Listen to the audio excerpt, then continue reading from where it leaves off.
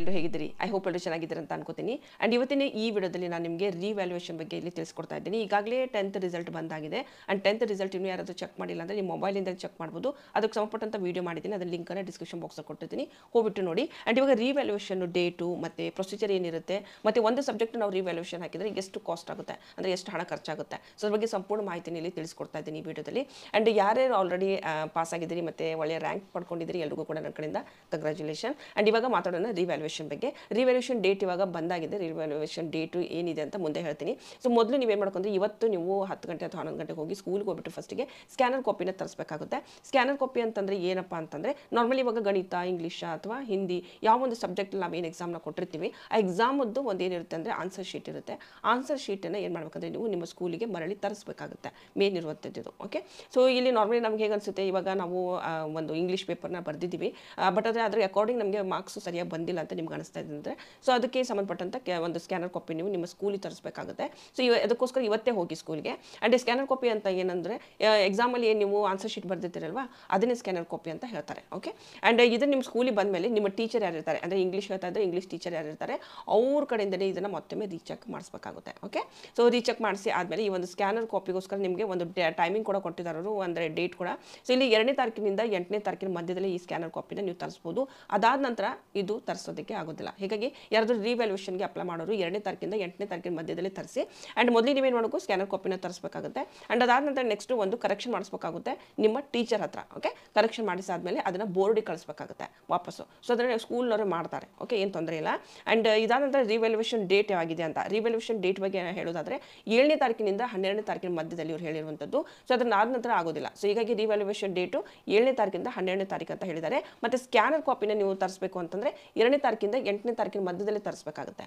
ಓಕೆನಾ. ಸೊ ಇನ್ನು ಇದ್ರ ಬಗ್ಗೆ ಸಂಬಂಧಪಟ್ಟಂಥ ಚಾರ್ಜಸ್ ಬಗ್ಗೆ ನಾನು ಇಲ್ಲಿ ಹೇಳೋದಾದರೆ, ನಾನು ಒಂದೊಂದು ಸಬ್ಜೆಕ್ಟ್ ಬಗ್ಗೆ ಹೇಳ್ತಾ ಹೋಗ್ತೀನಿ. ಸಪೋಸ್ ನಿಮಗೆ ಒಂದು ಸಬ್ಜೆಕ್ಟ್ ಬಿಟ್ಟು 2-3 ಸಬ್ಜೆಕ್ಟ್ ಹಾಕಬೇಕು ರಿವ್ಯಾಲ್ಯೂಯೇಷನ್ಗೆ ಅಂದರೂ ಕೂಡ ಹಾಕ್ಬೋದು. ಬಟ್ ಅದೇ ಒಂದು ಸಬ್ಜೆಕ್ಟ್ ಇನ್ ಕೇಸ್ ನಾವು ಅಪ್ಲೈ ಮಾಡಿದರೆ ರಿವ್ಯಾಲ್ಯೂಯೇಷನ್ಗೋಸ್ಕರ ಎಷ್ಟು ಹಣ ಆಗ್ಬೋದು ಅಂತ. ಸೊ ನಾರ್ಮಲಿ ಇವಾಗ ಸ್ಕ್ಯಾನರ್ ಕಾಪಿ ಅಂತ ಹೇಳಿದೆ, ಫಸ್ಟಿಗೆ ಸ್ಕ್ಯಾನರ್ ಕಾಪಿ ನೀವು ತರಿಸಬೇಕಾಗುತ್ತೆ ಅಂತ.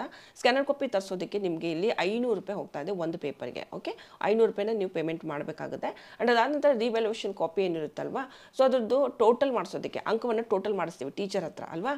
ಸೊ ಅದಕ್ಕೆ 150 ರೂಪಾಯಿ ನೀವು ಪೇಮೆಂಟ್ ಮಾಡಬೇಕಾಗುತ್ತೆ ಟೀಚರ್ಗೆ. ಆ್ಯಂಡ್ ಅದರಲ್ಲೂ ಕೂಡ ರಿವ್ಯಾಲ್ಯೂಯೇಷನ್ ಕಾಪಿ ಮತ್ತೆ ನಾವು ಅದನ್ನ ಏನು ಮಾಡ್ತೀವಿ, ಬೋರ್ಡಿಗೆ ಕಳಿಸ್ತೀವಿ. ಬೋರ್ಡಿಗೆ ಕಳಿಸಿದಾಗ ರಿವ್ಯಾಲ್ಯೂಯೇಷನ್ ಕಾಪಿ ನಾವೇನು ಕಳಿಸ್ತೀವಿ ಅಲ್ಲಿ 800 ರೂಪಾಯಿ ನೀವು ಪೇಮೆಂಟ್ ಮಾಡಬೇಕಾಗುತ್ತೆ. ಸೊ ಹೀಗಾಗಿ ನಾನು ಹೇಳೋದು ಒಂದೇ ಅಂತಂದರೆ, ಯಾವಾಗ ನೀವು ಇಲ್ಲಿ ಸ್ಕ್ಯಾನರ್ ಕಾಪಿ ಏನೋ ತರಿಸ್ತೀವಿ, ನಮಗೆ ಡೌಟ್ ಇದೆ, ಸೊ ಹೀಗಾಗಿ ನಾವು ಸ್ಕ್ಯಾನರ್ ಕಾಪಿ ತರಿಸೋಣ. ತರಿಸಿದ ಮೇಲೆ ನಿಮ್ಮ ಟೀಚರ್ ಹತ್ರ ನೀವೇನು ಮಾಡ್ತೀರಿ, ಅಲ್ಲಿ ಒಂದು ಸಾರಿ ರೀಚೆಕ್ ಮಾಡಿಸ್ತೀರಿ ಏನು ಮಾರ್ಕ್ಸ್ ಬಂದಿದೆ ಆ್ಯಕ್ಚುಲಿ ಅಂತ.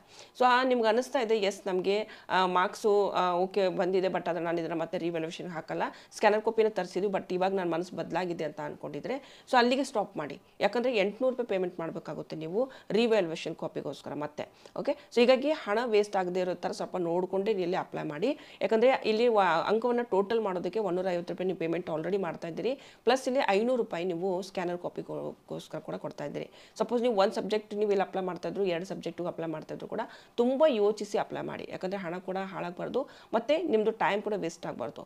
ಸಪೋಸ್ ನಿಮ್ಗೆ ಅನಿಸ್ತಾ ಇದೆ ನಮಗೆ ಬರುವಂಥ ಮಾರ್ಕ್ಸು ಬಂದಿಲ್ಲ ಅಂತ 100% ನೀವು ಶೋರ್ ಇದ್ದರೆ ಮಾತ್ರ ರಿವ್ಯಾಲ್ಯೂಯೇಷನ್ಗೆ ನೀವು ಹಾಕ್ಬೋದು. ಓಕೆ, ಸೊ ಇದು ಒಂದು ಕಂಪ್ಲೀಟ್ ಮಾಹಿತಿ. ಐ ಹೋಪ್ ನಿಮಗೆಲ್ಲ ಇಷ್ಟ ಆಗಿದೆ ಅಂತ ಅನ್ಕೋತೀನಿ.